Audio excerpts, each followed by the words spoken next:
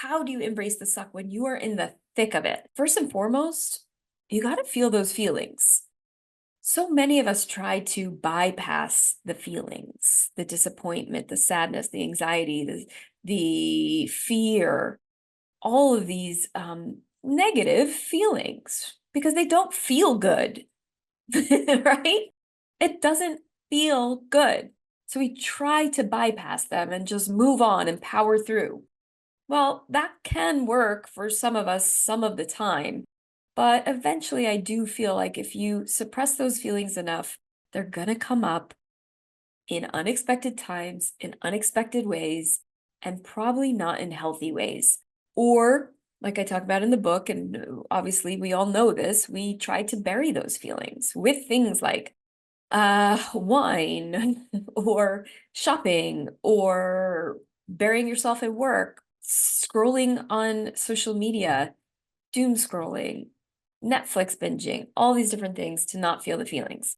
Well, I do feel like in order to process them, in order to move through them, that we do have to feel them. So that's step one. Feel them. Allow yourself that space. And I really started to ask myself, what are the feelings that I'm feeling, right? I started to cry, I was mad, I was sad. And really, those feelings hit me, especially during the week of the move. So it really took 7 full days, truth be told, to get out of that house, to empty the house. I started purging early on. I got rid of tons of clothing, belonging, furniture. But when it really started to hit me was when that space that I called home for 9 years started to empty out.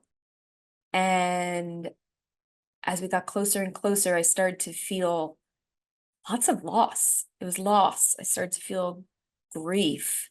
So I allowed myself to start feeling that grief because I was losing something, even though there was a part of me that said, girl, you don't deserve to grieve this, okay? It's just a home. It's no big deal. Nothing is permanent in life anyway. It's not like when you lost your dad or, something really, really, really important. But look, at the end of the day, loss is loss and grief is grief. So I allowed myself to mourn and feel those feelings. Ooh, boy.